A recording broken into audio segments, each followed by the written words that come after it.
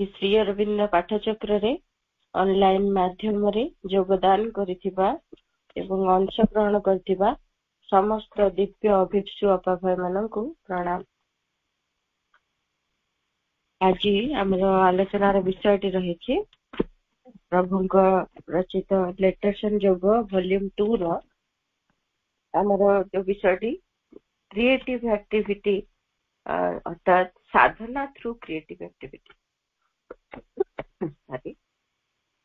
Creative activity सृजनशील कर्म माध्यम रे साधना आमे ताजरु किछि पढिथिले the arts and spiritual life कला विषय रे कलात्मक सृजन एवं साधना ताहारी विषय रे आमे पढिथिले गत थरो। आज पढिबे लिटरेचर बहिटीर पृष्ठ संख्या 291 लिटरेचर अर्थात साहित्य सृजन ताहारी भितरे केमिति साधना करा जाय परिबो सेही कथा प्रभु हमकु बहुत सुंदर भाव रे तांकर चिट्ठी माध्यम रे स्पष्ट करदेबे। आमे से सब को पढिले हम साधना मध्य रे हमर जो लेखा लेखिर अभ्यास बा किछि कविता रचना करिबा किछि साहित्य सृजन जे सब जिंस रहिछि सब गुडी को विषय रे आमे जानि परिबा। प्रभु कहउछन्ती to be a literary man is not lame but to use literature as a means of spiritual expression is another matter। प्रभु कहउछन्ती गोटे साहित्य सृजन करुवा व्यक्ति टीए बा साहित्यिक टीए हेइ जिबा लेखक टीए हेइ जिबा गोटे आध्यात्मिक लक्ष्य नुहे आम साधना आमे केबे भी एई लक्ष्य को रखिबानी जे आमे साधना करूछु माने आमे किछि कविता लिखि पारुथु गीत रचना करि पारुथु आउ किछि लेखा लेखि करि करि बही सब कर दउथु ए सब करबा हमर साधनार मूल लक्ष्य नुहे आध्यात्मिक लक्ष्य नुहे आम साधना किंतु but to use literature as a means of spiritual expression is another matter।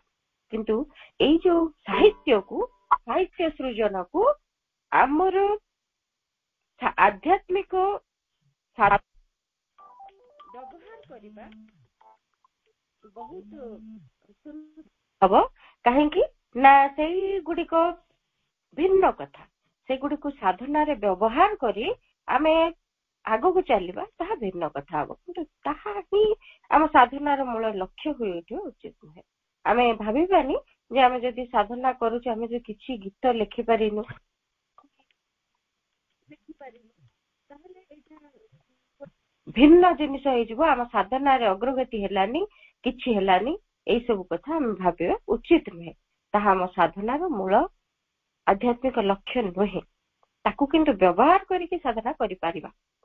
तापर कहउचंती even to make expression a vehicle of a superior even to make a vehicle of a superior power helps to open the consciousness। आहुरी ता भितरे सुंदर गभीरतार कथा रहिछि जेतेबेले आमे साहित्य सृजन करूछु तार जहा सब होउछि ए साहित्यिक अभिव्यक्ति गुडी को ताकू आमे जदि गोटे यंत्र भाव रे व्यवहार करिबा जो गुडी को माध्यम रे सुपीरियर पावर ऊर्ध्वतर दिव्य शक्ति सबू आम चेतना को खोली देवा लगी से अभिव्यक्ति माध्यम रे आसीबे ताहा हे परियो। धरा जाऊ आमे कविता लिखुछु से कविता भितरे गोटे ऊर्ध्वतर शक्तिर अवतरण धर हेबो कि ऊर्ध्वतर शक्तिर क्रिया माध्यम रे प्रेरणाटी आसी आम चेतनाटी उन्मेलित हो जिवो ताहले ताहा ही गोटे सुंदर कथा हबो। से सृजनटी साहित्य सृजनटी एमिति गोटे माध्यम हे उठिबो जोटी को उच्चतर दिव्य शक्ति गुडिकर अभिव्यक्ति लागि हे जिवो।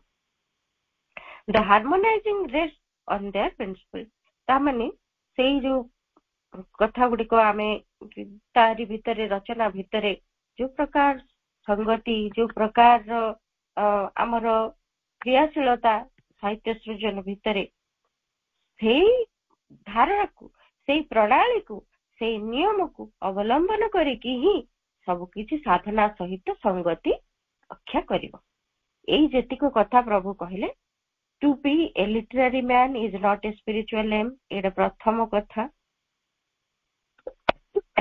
but to use literature as a means of spiritual expression is another matter, ଏଇଟା ଦ୍ୱିତୀୟ କଥା କହିଲେ। ତାପରେ ପୁଣି ତୃତୀୟ କଥା କହିଲେ, even to make expression a vehicle of a superior power helps to open the consciousness। ଏଇଭଳି ତିନୋଟି ପ୍ରଣାଳୀ ଭିତରେ ଯଦି ଆମେ ସାହିତ୍ୟ ସର୍ଜନା କରୁ, ସେଇଗୁଡିକ ଆମ ସାଧନା ସହିତ ତାଳ ମିଳେଇକି ଚାଲିପାରିବେ, ଆମ ସାଧନାରେ ସହାୟକ ହେଇପାରିବେ। ନହେଲେ ଆମେ ଏମିତି ଗୋଟେ ଲିଟରାରୀ ମ୍ୟାନ୍ ହେଇଯାଇଥିବୁ, କିନ୍ତୁ ତାହା ଆମ ସାଧନାରେ ଅଗ୍ରଗତିରେ ସାହାଯ୍ୟ କରୁନଥିବ। ଆମର ଅହଙ୍କାର ତା ଭିତରେ ହୁଏତ ବଢି ଯାଇପାରେ, ମୁଁ ଏତେ ସବୁ ଲେଖିଦେଲିଣି, କବିତା ରଚନା କଲିଣି, ବହି ପତ୍ର ସବୁ ଲେଖିଦଉଛି, କେତେ ଲେଖା ଲେଖି କଲିଣି, କେତେ କଥା କଣ କଲିଣି, ଏମିତି ଭାବଟିଏ ଆମ ଭିତରେ ରହିଯାଇପାରେ ସିନା, ତାହା ଆମ ସାଧନାରେ ସହାୟକ ହେଇନପାରେ। ତେଣୁ ଏଇଟିକ କଥା ଯଦି ଆମେ ମନେ ରଖୁ ସାହିତ୍ୟ ସୃଜନ ଭିତରେ, ତାହେଲେ ହିଁ ଆମ ସାଧନା ସହିତ ତାହା ସଙ୍ଗତିପୂର୍ଣ୍ଣ ଭାବରେ ରହିବ। ଆଉ ଗୋଟିଏ ଚିଠିରେ ପ୍ରଭୁ କହୁଛନ୍ତି, a literary man is one who loves literature and literary activity for their own separate sake। ଆମେ ଜଣେ ଲିଟରାରୀ ମ୍ୟାନ୍ ବା ସାହିତ୍ୟ ସର୍ଜନାକାରୀ ବ୍ୟକ୍ତିତ୍ୱ, ଲେଖକ, କବି, ସାହିତ୍ୟିକ ଯୋଉମାନେ, ସେମାନେ କଣ କରନ୍ତି, ସେ କିଏ, ଯିଏକି ଏଇ ସାହିତ୍ୟକୁ ଭଲ ପାଏ। କାହିଁକି ନା ତାର ସେଇ ସାହିତ୍ୟର ଯୋଉ ସୃଜନର ଆନନ୍ଦ ପାଏ, ସେ ତାକୁ ଭଲ ପାଏ, ଲିଟରାରୀ ଆକ୍ଟିଭିଟିକୁ ସେ ଭଲ ପାଏ, ସାହିତ୍ୟ ସୃଜନକୁ ସେ ଭଲ ପାଏ। ଏଇଟା ସାଧାରଣ କ୍ଷେତ୍ରରେ ସମସ୍ତଙ୍କ ପାଇଁ। ସାଧାରଣ ମଣିଷଟି ଯଦି ସାହିତ୍ୟ ସୃଜନ କରେ, ସିଏ ଲେଖିବାକୁ ଭଲ ପାଏ, କିଛି ଗୋଟେ ତାର କ୍ରିଏସନକୁ ସେ ଦେଖିଦେଇ ଖୁସି ହୁଏ ଯେ ମୁଁ ଏଇଭଳିଆ ସବୁ ଲେଖିପାରିଲି, ବା ଏତେ ସୁନ୍ଦର ଶବ୍ଦ ସବୁ ସଂଯୋଜନା ହେଇପାରିଲା, ବା କିଛି ମୋର ସାହିତ୍ୟ ସର୍ଜନା ଭିତରେ ଏମିତି ମୋର କଳାତ୍ମକ ଭାବଟି ପ୍ରକାଶ ପାଇଲା, ସେଥିପାଇଁ ସେ ଖୁସି ହେଇପାରେ। ଏଇଟା ସାଧାରଣ କଥା। କିନ୍ତୁ ଜଣେ ଯୋଗୀ, ତାହା ସେ କିଭଳି ଭାବରେ ନବ? ଏ Yogi who writes is not a literary man, for he writes only what the inner will and word wants him to express। ସୁନ୍ଦର କଥା ପ୍ରଭୁ କହୁଛନ୍ତି, ଯୋଗୀ ଜଣେ, ଯେ ସାଧକ, ସିଏ ଯେତେବେଳେ ସାହିତ୍ୟ ସର୍ଜନା କରନ୍ତି, ସେ କେବେ ସାହିତ୍ୟ ସର୍ଜନା ଏଥିପାଇଁ କରନ୍ତିନି ଯେ ତାଙ୍କର ନିଜସ୍ୱ ସାହିତ୍ୟ ସର୍ଜନା କରିବା ଏବଂ ତାଙ୍କର କ୍ରିଏସନ ଗୋଟିଏ ଆଚିଭମେଣ୍ଟ ହେଇଗଲା ତାଙ୍କର, ଏ ଉଦ୍ଦେଶ୍ୟରେ ସେ ନିଅନ୍ତିନି। ତାଙ୍କ ଭିତରେ he writes only what the inner will and word, will ଟା କ୍ୟାପିଟାଲ ଲେଖୁଛନ୍ତି, word ଟା ବି ସେ କ୍ୟାପିଟାଲ ଲେଖୁଛନ୍ତି, inner will and word। he writes only what the inner will and word wants him to express। अंतर जो इच्छा, से अंतर इच्छा एवं से पराबाक जहाँ ताहा भितरे अभिव्यक्त होगा पाई चाहिबो, से उद्देश्य रे से किछि लेखा लेखि करନ୍ତି। से चेतना रे एमिति निजको प्रस्तुत करे रखिथिबे, से गोटे लिटरारी मैन बोली कुहाजिबनी, से जने लेखक साहित्यिक बोली कुहाजिबनी, से निजको एमिति गोटे प्रस्तुति र चेतना भितरे रखिथिबे, अधिष्ठित करिथिबे, जे तांको भितर देइकिरी से दिव्य परम इच्छा शक्ति एवं से पराबाक उत्तरी आसीबो, अभिव्यक्त हबो, ताहा से करिवे। से होचंते जोगी, जे कि साहित्य सर्जना माध्यम रे साधना करिवे। He is a channel and an instrument of something greater than his own literary personality। तांकर ए साहित्यिक भावरे जो व्यक्तित्वटी, ताहा ठारू से आहुरी ऊर्ध्वतर किछि, आहुरी महत्तर किछि होई उठी थांती। काहेकि ना से एमिति गोटे माध्यम होई उठंती, एमिति गोटे यंत्र होई पड़ंती, ଯାହାକି ଉର୍ଦ୍ଧ୍ୱତର ଚେତନା ସ୍ତରରୁ ସେଇ ଦିବ୍ୟ ଇଚ୍ଛା ଶକ୍ତି ଏବଂ ପରାବାକ ଉତ୍ତରିବା ପାଇଁ ସିଏ ମାଧ୍ୟମ ଚ୍ୟାନେଲ ହେଇଯାଆନ୍ତି। ତେଣୁ ଏଇ ହଉଛି ସାଧନା, ସାହିତ୍ୟ ସର୍ଜନା ମାଧ୍ୟମରେ ସାଧନା। ମା କୁହନ୍ତି ଯେତେବେଳେ ପ୍ରଭୁ ଶ୍ରୀ ଅରବିନ୍ଦ ଆର୍ଯ୍ୟ ପତ୍ରିକାର ଲେଖା ଲେଖି କରୁଥିଲେ, ଟାଇପ ରାଇଟର ଉପରେ ତାଙ୍କର ହାତ ଗୁଡିକ ଏମିତି ଭାବରେ ଚାଳିତ ହୁଏ, ଉର୍ଦ୍ଧ୍ୱରୁ ଯାହା ଅବତରି ଆସେ ତାଙ୍କର ଅଙ୍ଗୁଳି ମାଧ୍ୟମରେ ଟାଇପ ରାଇଟରରେ ତାହା ସଞ୍ଚାଳିତ ହୁଏ ଏବଂ ଶବ୍ଦ ଗୁଡିକ ସେଠି ଟାଇପ ହେଇଯାଆନ୍ତି। ଏମିତି ଭାବରେ ଜଣେ ଚ୍ୟାନେଲ ହବ। ସାଧନା ଯଦି ଆମେ ସାହିତ୍ୟ ସର୍ଜନାକୁ ନେଇକି କରିବା, ତାହେଲେ ବା ଆମ ସାଧନା ଭିତରେ ସାହିତ୍ୟ ସର୍ଜନା ଏକ ଅଂଶ ହେଇପାରେ ଯଦି, ତାହେଲେ ଏଇ ମନୋଭାବ ଆମ ଭିତରେ ରହିଥିବ ଯଦି, ତାହେଲେ ଆମେ ଜଣେ ଯଥାର୍ଥ ସାଧକ ବା ଯୋଗୀ ବୋଲି ନିଜକୁ କହିପାରିବା। ଆଉ ଗୋଟେ ଚିଠି ପ୍ରଭୁଙ୍କର, the use of your writing is to keep you in touch with the inner source of inspiration and intuition,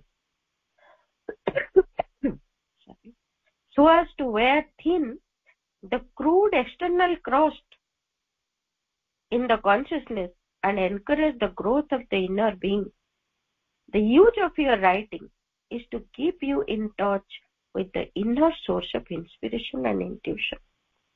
এই ଆନ୍ତର ପ୍ରେରଣା ଏବଂ ସମ୍ବୋଧି এই ଦୁଇଟି ଯାକ ସ୍ତରରୁ ଆସିବା ଦରକାର। ଆମର ସେଇ ଯୋଉ ପ୍ରେରଣା ଇନର ସୋର୍ସ, ଆମର ମୂଳ ଉତ୍ସ, ଆନ୍ତର ଉତ୍ସ ସହିତ ଆମେ ଯଦି ସଂଯୁକ୍ତ ହବୁ ତେବେ କଣ ହବ? ସେଇ ଅନୁପ୍ରେରଣା, ଆନ୍ତର ପ୍ରେରଣା ଏବଂ ସମ୍ବୋଧି ଏଇ ଦୁଇଟି ଯାକ ଉତ୍ସରୁ ଆମ ପାଖକୁ ଝରି ଆସିବ ସେଇ ଶବ୍ଦ ପରାବାକର ସେଇ ସ୍ରୋତ। ତେବେ ତାହାରି ସହିତ ଯଦି ସଂଯୁକ୍ତ ହେଇକି ଲେଖିପାରିଲୁ, ତାହେଲେ ତାହା ଗୋଟେ ସୁନ୍ଦର ସାଧନାର ମାର୍ଗ ହେଇପାରିବ। ଆମକୁ ଟଚ୍ ରେ ରହିବାକୁ ପଡିବ ସେଇ ଇନର ସୋର୍ସ ସହିତ, ତା ସହିତ ସଂଯୁକ୍ତ ହେଇ ରହି ଲେଖିବାର ପ୍ରୟାସ କରିବାକୁ ହବ। ଏମିତି ନୁହେଁ କି ଯେ ଆମେ ପ୍ରାଣର ସ୍ତରରୁ କିଛି ଉତ୍ସାହ ଆସିଲା ଏବଂ କିଛି ଶବ୍ଦ ସଂଯୋଜନ ମନକୁ ନେଇକି କରିଦେଲୁ, ତାପରକୁ ତାକୁ ସବୁ ଲେଖିଦେଲୁ, ତାହା ଯଥାର୍ଥ ନୁହେଁ। ଆମର ଯୋଉ ଏକ୍ସଟର୍ନାଲ କ୍ରଷ୍ଟ, ଆମର ଯୋଉ ବାହ୍ୟ ଯୋଉ ତାଣ ଆବରଣ ରହିଛି ଚେତନାର, ମନ ଚେତନା, ପ୍ରାଣ ଚେତନା, ଏଇ ସବୁ ଯୋଉ ରହିଛି, ସେମାନେ ସାଙ୍ଗେ ସାଙ୍ଗେ ପ୍ରେରଣା ଗୁଡିକୁ ଆମ ଭିତରକୁ ଆଣି ଦିଅନ୍ତି। ଆମେ ଜାଣିପାରୁନା, ଲେଖିବା ପାଇଁ ବସୁ କିଛି ଇମାଜିନେସନ ଆମ ଭିତରେ ପ୍ରଶ୍ରୟ ପାଇଯାଏ, ଅର୍ଥାତ୍ ମନ କିଛି କଳ୍ପନା କରି ବସେ, କିଛି ଏମିତି ଗୋଟେ ଦୃଶ୍ୟ ହେଇଥିବ, ଏମିତି କଥା ଗୋଟେ ହେଇଥିବ, ଆଉ ତାକୁ କେମିତି ଶବ୍ଦ ଦ୍ଵାରା ସଂଯୋଜିତ କରିକିରି ସେ ଲେଖି ପକେଇବ। ସେଥିପାଇଁ ସେ ଭାରି ଆଗ୍ରହୀ ହେଇ ଉଠେ ଏବଂ ପ୍ରାଣ ଭିତରେ ଉତ୍ସାହ ଆସେ। ସେ ଯୋଉ ଭାବଟି, ସେ ଯୋଉ ଇମୋସନଟି ପ୍ରାଣ ସୂଚେଇ ଦିଏ, ଅର୍ଥାତ୍ ଯୋଉ ଦୃଶ୍ୟଟି ମନ କଳ୍ପନା କଲା, ପ୍ରାଣ ସେ ଅନୁଭବ କରୁଛି, ସେଇ ଗୋଟେ ତା ଭିତରେ, ଯାହା ଫଳରେ କଣ ଲେଖିବାକୁ ଲାଗେ। ସେଇ ପ୍ରକାର ଯୋଉ ଲେଖା ଗୁଡିକରେ କଣ ହୁଏ ନା, ଆସିଯାଏ ମନ ପ୍ରାଣର ପ୍ରେରଣା ମିଶ୍ରିତ ହେଇଯାଏ। ତାହା ଯଥାର୍ଥ ଇନ୍ସପିରେସନ ବା ଇଣ୍ଟ୍ୟୁସନ ସ୍ତରରୁ ଆସେ ନାହିଁ। ଯୋଉଗୁଡିକ କି ଦିବ୍ୟ ହେଇପାରିଥାନ୍ତା, ତାହା ଏଇ ବାହ୍ୟ ଆବରଣ, ଏଇ ଯୋଉ ମୋଟା ଆବରଣ ମନ ପ୍ରାଣଙ୍କର ରହିଛି, ପ୍ରତିଟି କଥାରେ ସେମାନେ ହିଁ ଆଗୁଆ ଆସିଯାଆନ୍ତି।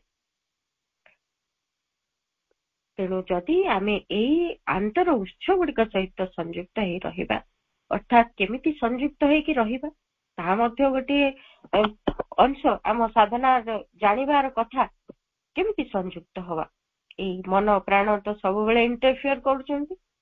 ତେଣୁ ପ୍ରଭୁ ଅନ୍ୟ ଜାଗାରେ ମଧ୍ୟ କହିଛନ୍ତି, ପ୍ରଥମେ ମନରେ ଏଇ ଯୋଉ ଚିନ୍ତା କରିବା, କଳ୍ପନା କରିବା, ଏଇ କ୍ରିୟାକଳାପଟାକୁ ଟିକେ ନୀରବ କରିଦେବାକୁ ହବ, କାରଣ ସିଏ ପ୍ରଥମେ ହିଁ ଇଣ୍ଟରଫିୟର କରିବ। ଆଉ ପ୍ରାଣର ଯୋଉ ଉତ୍ସାହ, ତାର ଯୋଉ ଭାବାବେଗ ଯୋଉ ପ୍ରକାର ମାଡି ଆସେ, ତାକୁ ମଧ୍ୟ ଟିକେ ସ୍ଥିର କରିବାକୁ ହବ। ଏହା ଦିନକର କଥା ନୁହେଁ, ଏହାକୁ ସାଧନା କରି କରି, ଅଭ୍ୟାସ କରି କରି ଆମକୁ ଯିବାକୁ ହବ, ଯାହା ଫଳରେ କ୍ରମେ ନୀରବ ହବ ଏବଂ ପ୍ରାଣ ମଧ୍ୟ ସ୍ଥିର ହେଉଥିବ। ତାପରେ ଆମେ ଅନ୍ତରର ଏଇ ଦିବ୍ୟ ଉତ୍ସବ ସହିତ ସଂଯୁକ୍ତ ହେଇପାରିବା, ଯାହାକି ସମ୍ବୋଧି ଅନୁପ୍ରେରଣା ସ୍ତରରୁ ଆମକୁ ସମସ୍ତ କିଛି ଶବ୍ଦ ସେଇ ଦିବ୍ୟ ଇଚ୍ଛା ତାହା ଭିତର ଦେଇକି ପ୍ରକଟିତ ହବ। ତାହା ହିଁ ଯଥାର୍ଥ ସାଧନା ଲିଟରେଚରକୁ ନେଇକିରି। ନହେଲେ ଏଇ ବାହ୍ୟ ମୋଟା ଆବରଣ ସବୁବେଳେ ଆମ ଲେଖା ଲେଖି ଭିତରେ ଇଣ୍ଟରଫିୟର କରିକି ଅସୁବିଧା କରେ, ତା ସାଧନା ନୁହଁ। ଆଉ ଗୋଟିଏ ଚିଠି, mother does not disapprove of your writing the book, what she does not like is your being so lost in it that you can do nothing else। ଏଇଟି ମଧ୍ୟ ଭାରି ଗୁରୁତ୍ୱପୂର୍ଣ୍ଣ କଥାଟିଏ ପ୍ରଭୁ କହୁଛନ୍ତି। ସେ ଚିଠି ବୋଧେ ଲେଖିଛନ୍ତି ଯେ ମୁଁ ଯୋଉ ଚିଠି ଲେଖୁଥିଲି, ମୁଁ ଯୋଉ ଲେଖାଲେଖି କରୁଥିଲି, ମା ତାକୁ ଆପ୍ରୁଭ କରୁନାହାନ୍ତି, ତାକୁ ସମ୍ମତି ଦଉନାହାନ୍ତି। ସେଇ ମୁଁ ବହିଟିଏ ଲେଖୁଥିଲି, ମା ତାକୁ ସମ୍ମତି ଦେଇନାହାନ୍ତି ଲେଖିଛନ୍ତି। ପ୍ରଭୁ କହୁଛନ୍ତି ମା ଏଇଟା ପାଇଁ ଅସମ୍ମତ ନୁହନ୍ତି, ତୁମେ ଯୋଉ ବହିଟି ଲେଖୁଛ ତାହା ପାଇଁ ମା ଅସମ୍ମତ ନୁହନ୍ତି, କିନ୍ତୁ କଣ ମା କହିବାକୁ ଚାହାନ୍ତି, ସେ କଣ ଭଲ ପାଆନ୍ତିନି, what she does not like is your being so lost in it that you can do nothing else। ତମର ସତ୍ତା ଏଇ ଲେଖାଲେଖି ଭିତରେ ଏତେ ଡୁବି ଯାଉଛି ଯେ, ଏମିତି ଭାବରେ ହଜି ଯାଉଛି ସେଇ ଲେଖାଲେଖିର କ୍ରିୟା ଭିତରେ, ସିଏ ଆଉ କିଛି କରୁନି, କେବଳ ଲେଖିବ। ବହିଟି ଲେଖିବାର ଅଛି, ଦିନ ରାତି ଲାଗି ପଡିକି ବହିଟି ସାରନ୍ତି। ଦିନ ରାତି ଲେଖି ଲେଖି ସେ ବହିଟି କେମିତି ସରିବ ସେଇ ଚିନ୍ତାଟି ମୁଣ୍ଡରେ ଥାଏ। ତାହା ମା ପସନ୍ଦ କରୁନାହାନ୍ତି, ପ୍ରଭୁ ମଧ୍ୟ ତାହା ଚାହୁଁନାହାନ୍ତି। କାହିଁକି ନା ପ୍ରଭୁ ସେଇ କଥା କହୁଛନ୍ତି, you must be master of what you do and not possessed by it. ଯାହା କରୁଛନ୍ତି ଆମେ ତାର ପ୍ରଭୁ ହବା ଦରକାର, ତାହା ଦ୍ୱାରା ଅଧିକୃତ ହେଇଯିବାନି। ଅଧିକୃତ ହେବା ଅର୍ଥାତ୍ ଏଇ ଯୋଉ ପ୍ରକାରେ ସେ ବୁଡି ରହିଛନ୍ତି, ବହିଟିଏ ଲେଖୁଛନ୍ତି ମାନେ କଣ ବହିଟି ଲେଖୁଛନ୍ତି, ଆଉ କୌଣସି କାମ ଦାମ ଭିତରେ ତାଙ୍କର ଇଚ୍ଛା ନାହିଁ, ତା ଭିତରେ ସେ ପ୍ରବେଶ କରୁନାହାନ୍ତି, କେବଳ ଏଇ ଗୋଟିଏ କଥାରେ ସେ ହଜି ଯାଉଛନ୍ତି। ତାହା ସାଧନାରେ ସହାୟକ ନୁହେଁ, ତାହା ହିଁ ପ୍ରଭୁ କହୁଛନ୍ତି। ସବୁବେଳେ ଆମେ ଆମ ଚେତନାରେ ଯୋଉ କାର୍ଯ୍ୟଟି କରୁଛୁ ସେଥିରେ ତା ଉପରେ ପ୍ରଭୁ ହବ। ଅର୍ଥାତ୍ ଯଦି ଲେଖାଲେଖି କରୁଛୁ, ବହିଟି ଲେଖୁଛୁ, ସେଇ ବହିଟି କେମିତି ହବ ବୋଲି ତା ପଛରେ ଯୋଉ ପ୍ରକାର ଆମେ ଲାଗି ରହୁଛୁ, କଣ ପାଇଁ ପ୍ରଭୁ ମା ଏଇ କଥାଟିକୁ ପସନ୍ଦ କରୁଛୁ। ଆମେ ଯେତେବେଳେ କୌଣସି ଗୋଟେ ବହିଟିଏ ହବ, ଭିତରେ ଗୋଟେ ବ୍ୟଗ୍ରତା ପ୍ରବଳ, ଏଇ ବହିଟା ଯେମିତି ହେଲେ ହେଇଯିବା ଦରକାର, କେମିତି ହବ, ଯଥାଶୀଘ୍ର ତାକୁ ସାରିବି, ମୁଁ ଲେଖୁଛି ଏତିକି ହେଇଗଲାଣି, ଆଉ କିଛି ଲେଖିଦେଲେ ବହିଟି କମ୍ପ୍ଲିଟ ହେଇଯିବ, ତାପରେ ତାର ପବ୍ଲିଶ ହବ, ଅମୁକ ହବ ସମୁକ। ତା ପଛରେ ଆମ ଭିତରେ ପ୍ରାଣର ଗୋଟେ ଏକ୍ସାଇଟମେଣ୍ଟ, ପ୍ରାଣର ଗୋଟେ ଉତ୍ତେଜନା, ଆବେଗ ପ୍ରବଣତା ପ୍ରାଣର ତା ଭିତରେ ରହେ, ଯାହା ଫଳରେ ତ ମୂଳ ଉତ୍ସରୁ ଆମେ ଯୋଡି ହବା ଆମ ଦ୍ୱାରା ହେଲାନି। ସେଇ ଯୋଉ ପ୍ରକାରେ ଇଣ୍ଟ୍ୟୁସନ ଇନ୍ସପିରେସନ ସହିତ ଯୋଡି ହବା, ତା ଭିତରେ ତ ବାଧା ସୃଷ୍ଟି ହେଲାଣି। ଆଉ ଯଦି ଆମେ ତାହାରି ଭିତରେ କେବଳ ବୁଡି ରହିବୁ, ତାହା ହିଁ କେବଳ ସାଧନା ବୋଲି କହିବୁ, ତାହା ବି ଯଥାର୍ଥ ନୁହେଁ। ଖାଲି ଯଦି ଆମେ ସାଧନା କରୁଛୁ, ଆମେ ଗୋଟେ ପରେ ଗୋଟେ ବହି ଲେଖି ପକେଇବୁ, ତାହା ଯେ କେବଳ ସାଧନା ହବ ତାହା ନୁହେଁ। ସାଧନା ଭିତରେ ସମସ୍ତ ପ୍ରକାର କର୍ମ ନିହିତ ଅଛି, କାରଣ ଆମେ ପଢିଲେଣି ପ୍ରଭୁଙ୍କର ଚିଠି ଗୁଡିକ ଯେ ସାଧନା ଥ୍ରୁ ୱାର୍କ, କେତେ ପ୍ରକାର କର୍ମ, କେତେ ଯାବତୀୟ କର୍ମକୁ ଆମକୁ କରିବାକୁ ହବ। ଆମେ ଏଇଠି ସଂସାର ତ୍ୟାଗ କରି ଜଙ୍ଗଲକୁ ଯାଇ ସାଧନା କରୁନୁ, ଆମେ ଏଠି ସମସ୍ତଙ୍କ ଗହଣରେ ରହିଛୁ ଏବଂ ଏଇ ଭିତରେ ରହି ସାଧନା ହବ। ପରିବାର ଭିତରେ ରହୁ, ଆଶ୍ରମ ଭିତରେ ରହୁ, ଆମେ ସମସ୍ତଙ୍କ ଗହଣରେ ଅଛୁ। ସବୁରି ଭିତରେ କିଛି କର୍ମ କର୍ତ୍ତବ୍ୟ ଆମ ପାଇଁ ରହିଛି ଏବଂ ସେଗୁଡିକୁ ଯଦି ଯଥାର୍ଥ ଚେତନା, ଯଥାର୍ଥ ମନୋଭାବ ମଧ୍ୟରେ ସମ୍ପାଦନ କରିବୁ, ତେବେ ସିନା ସାଧନା ହବ। ଖାଲି ଗୋଟିଏ ପ୍ରକାର କର୍ମରେ ବୁଡି ରହିବା କଦାପି ଶ୍ରୀ ଅରବିନ୍ଦଙ୍କ ଯୋଗ ସାଧନା ନୁହେଁ। ଆମେ ଦେଖିବା ଶ୍ରୀ ଅରବିନ୍ଦ ବି ଯେତେବେଳେ ଲେଖା ଲେଖି ସବୁ କରୁଥିଲେ ତାହାରି ଭିତରେ ବି ସେ ଅନ୍ୟମାନଙ୍କର ପ୍ରଶ୍ନର ଉତ୍ତର ଦିଅନ୍ତି, କଣ ଭଲ ମନ୍ଦ ସୁବିଧା ଅସୁବିଧା ଗୁଡିକ ବୁଝନ୍ତି। ସେଇ ଶିଷ୍ୟ ମାନଙ୍କ ଗହଣରେ ଇଭିନିଂ ଟକ୍ସ ତାଙ୍କର ହୁଏ, ବହୁତ କିଛି କଥା ସେ ତା ଭିତରେ କରନ୍ତି। ସେମିତି ସାଧନା ଅର୍ଥ କେବଳ ଏମିତି ଲିଟରାରୀ ୱାର୍କ ହେଲେ ହିଁ ସାଧନା ତାହା ନୁହେଁ, ତା ଭିତରେ ବୁଡି ରହିବା ଉଚିତ ନୁହେଁ। ଆମେ ଚେତନାର ପ୍ରଭୁ ହବା, ଗୋଟିଏ କଥାରେ ବାହି ହେଇଯିବାନି, ତାହା ଦ୍ୱାରା ଅଧିକୃତ ହେଇ କେବଳ ସେଇ କଥାରେ ଲାଗି ରହିବାନି। She quite agrees to your finishing and offering the book on your birthday if that can be done. ସେ ରାଜି ଅଛନ୍ତି ଯଦି ବହିଟି ସରିଯାଏ ତୁମ ଜନ୍ମଦିନରେ ଯଦି ମାଙ୍କ ପାଖରେ ତୁମେ ତାକୁ ନିବେଦନ କରିବ, ସେଥିପାଇଁ ସେ ରାଜି ଅଛନ୍ତି। ଯଦି ହେଇପାରେ ସେଇ କଥାଟି କରିବା ପାଇଁ ସେ ମନା କରୁନାହାନ୍ତି, but you must not be carried away. ତାହା ଦ୍ୱାରା ବାହି ହେଇଯିବାନି, ତାହା ଦ୍ୱାରା ଅଧିକୃତ ହେଇଯିବାନି ଏବଂ ନିଜ ଚେତନାର ପ୍ରଭୁ ହବା। ଯେମିତି ମୋ ଜନ୍ମଦିନରେ ୟାକୁ ମୁଁ ଯେମିତି ହେଲେ ମାଙ୍କ ପାଖରେ ଅଫର କରିବି, ତେଣୁ ଦିନ ରାତି ଏକ କରି କେବଳ ଏଇ ଗୋଟିକ କାମ କରିବି, ଆଉ କିଛି ନାହିଁ।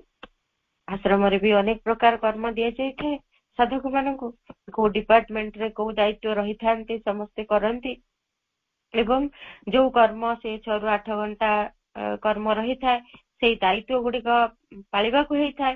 ସବୁ କଥା ଗୁଡିକ ଛାଡି ଦେଇ କେବଳ ଗୋଟିଏ କଥା, କାହିଁକି ନା ଜନ୍ମଦିନରେ ମତେ ମାଙ୍କୁ ଏଇଟା ଅଫର କରିବାର ଅଛି, ଏଇଟି ଯଥାର୍ଥ କଥା ନୁହେଁ। ତାହା ଦ୍ୱାରା ଆମେ ବାହି ହେଇଯାଉଛୁ, କେବଳ ଏଇ ଗୋଟିକ କଥା ଆମକୁ ଦରକାର। You must keep your full contact with higher things.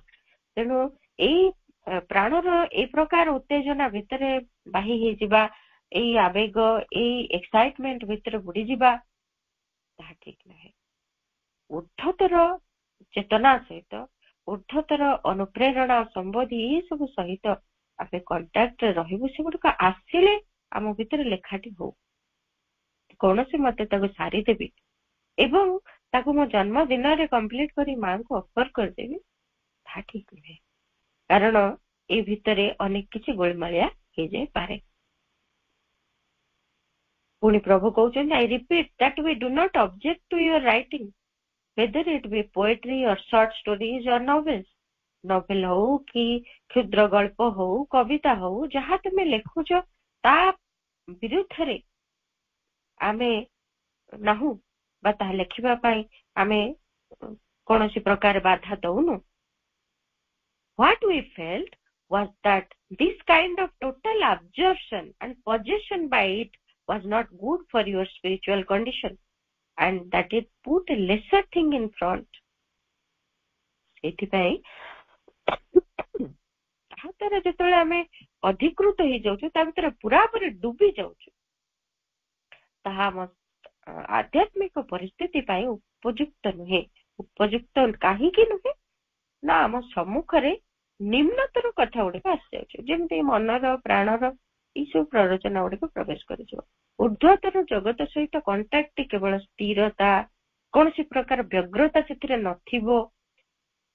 କେମିତି ଜଲ୍ଦି ସରିବ ବୋଲି ଯୋଉ ବ୍ୟଗ୍ରତା, କେମିତି ଜନ୍ମଦିନରେ ନିଶ୍ଚିତ ଭାବରେ ଅଫର କରିବି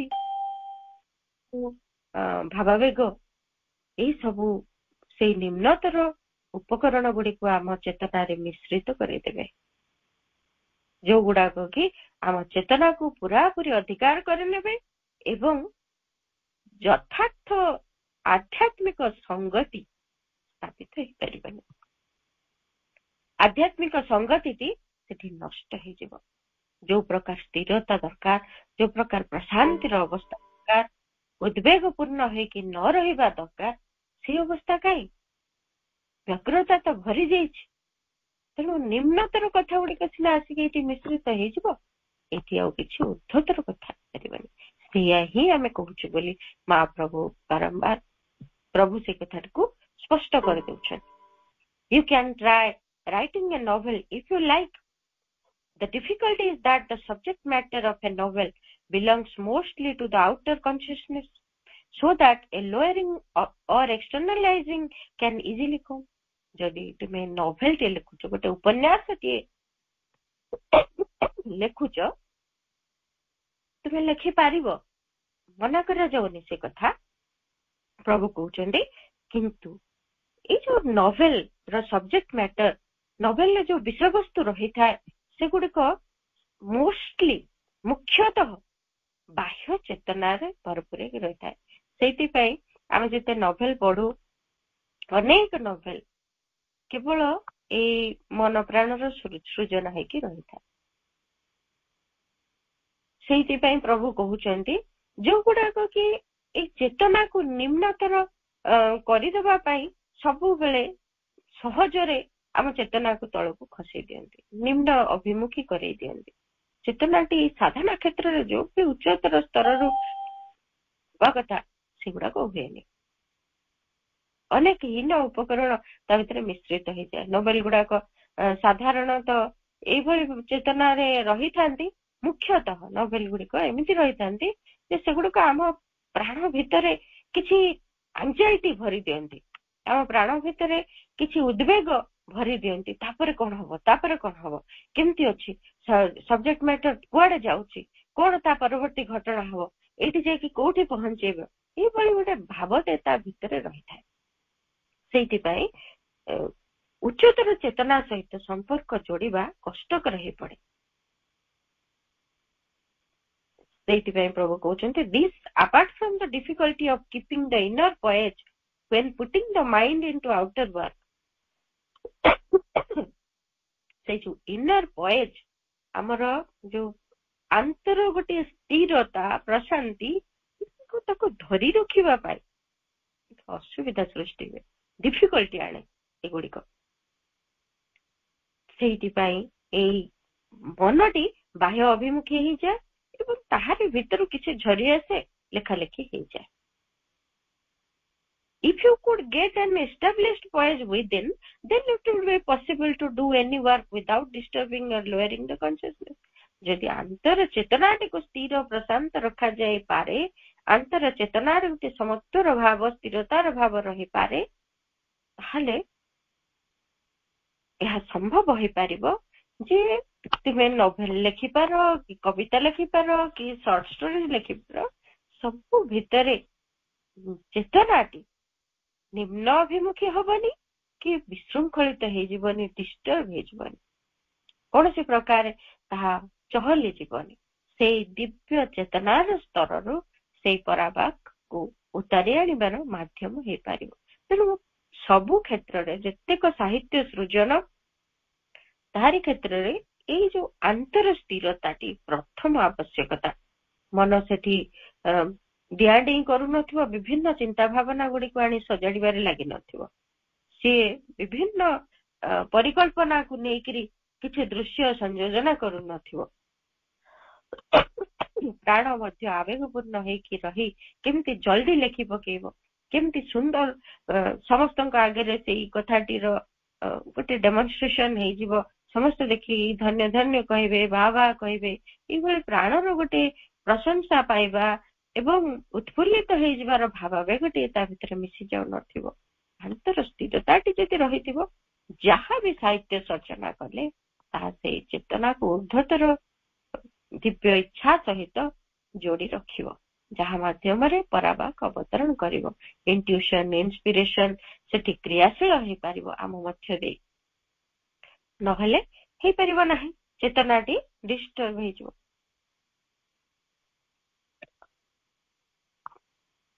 What you should aim at is simply to learn to write French perfectly. ଏଇଠି ଗୋଟେ ଚିଠି ପ୍ରଭୁଙ୍କ ତାର ଉତ୍ତର ଦେଇଛନ୍ତି।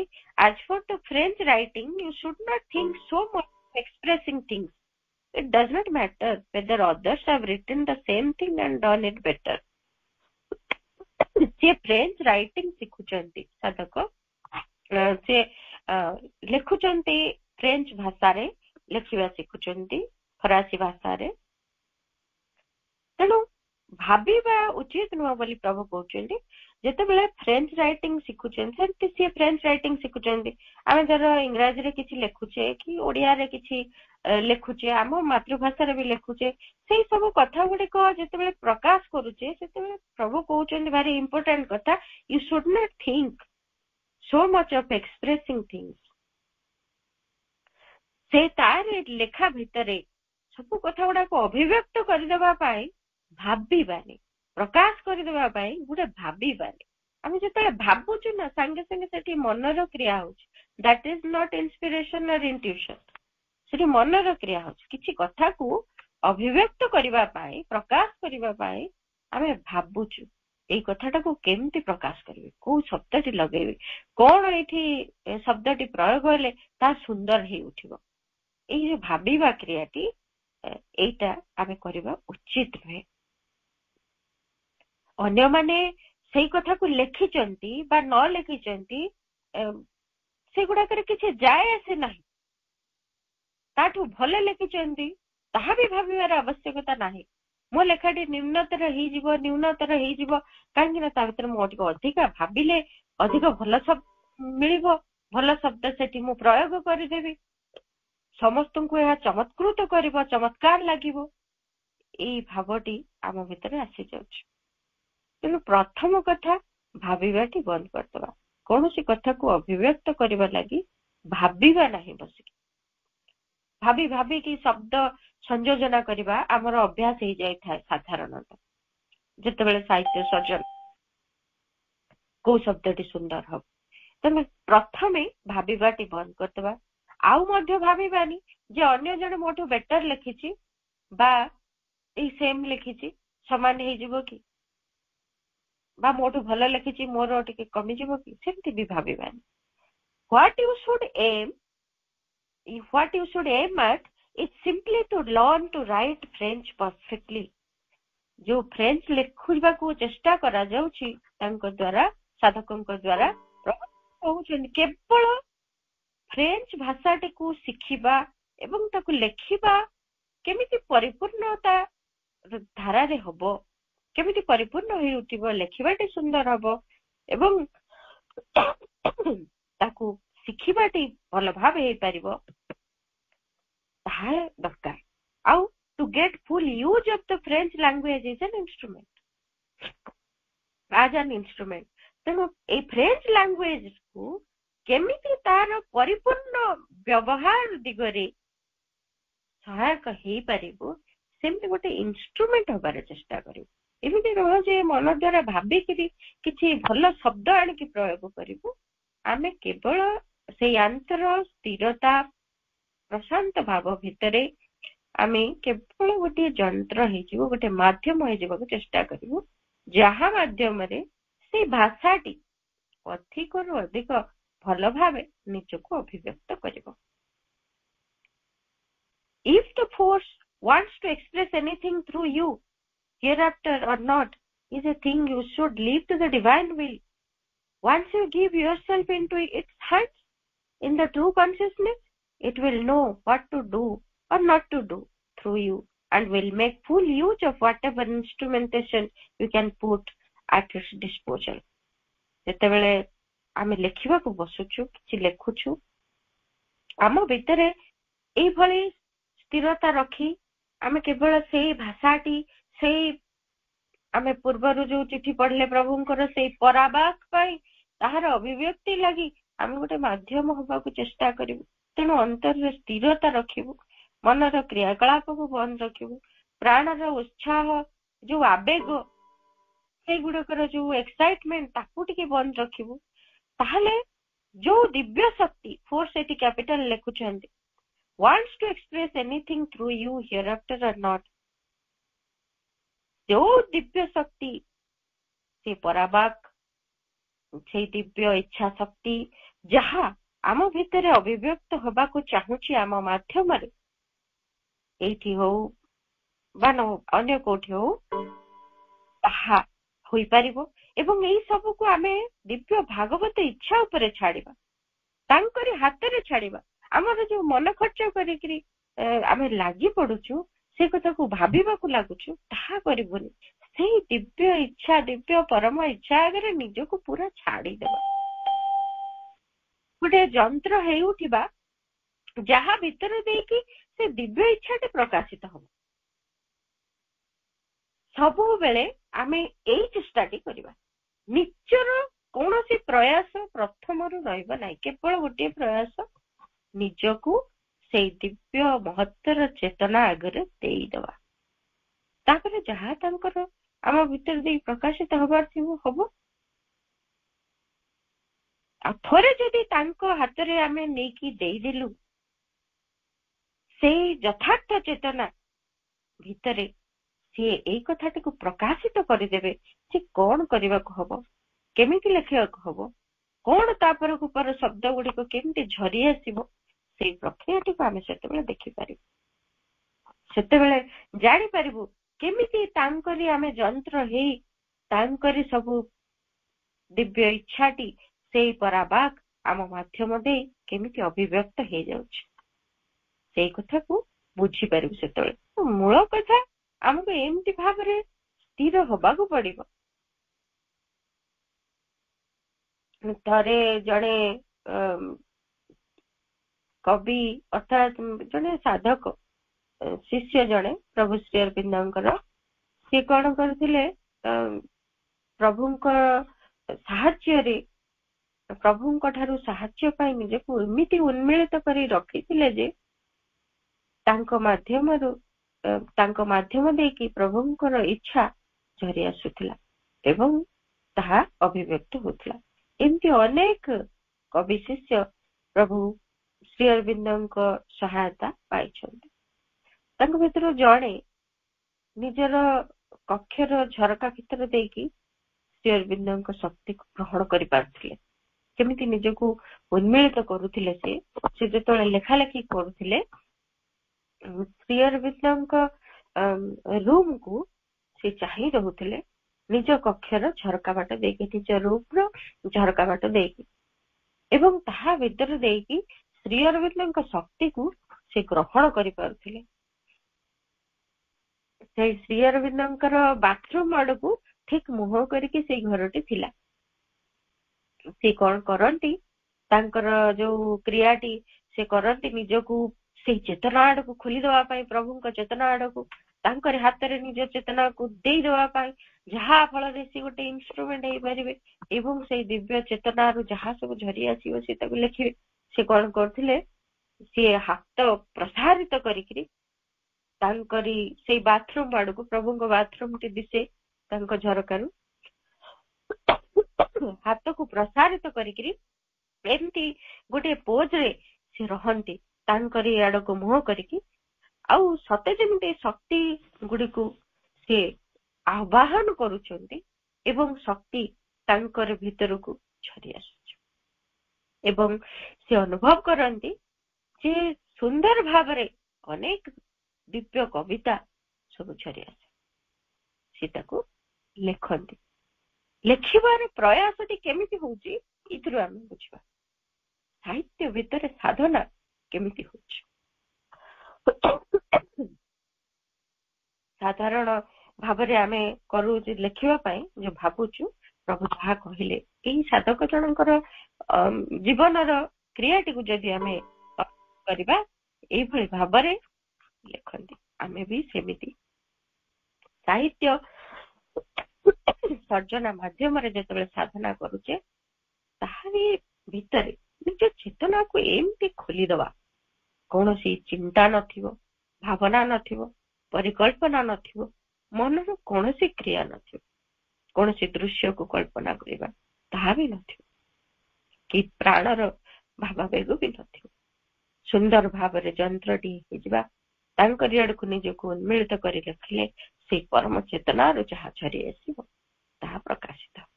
ତାହା ହିଁ ଜଣେ ଯୋଗୀର ଆଟିଚ୍ୟୁଡ ହବା ଆବଶ୍ୟକ। ଏବଂ ସେଇ ଆଟିଚ୍ୟୁଡ ନେଇକି ଆମେ ସାହିତ୍ୟ ରଚନା କରି ସାଧନା କରିପାରିବା, ଯାହାକି ଆମ ସାଧନାର ଏକ ଅଙ୍ଗ ଭାବରେ ଆମ ଚେତନାକୁ ଉଦ୍ଧାରିତ କରିବାରେ ସହାୟକ ହବ।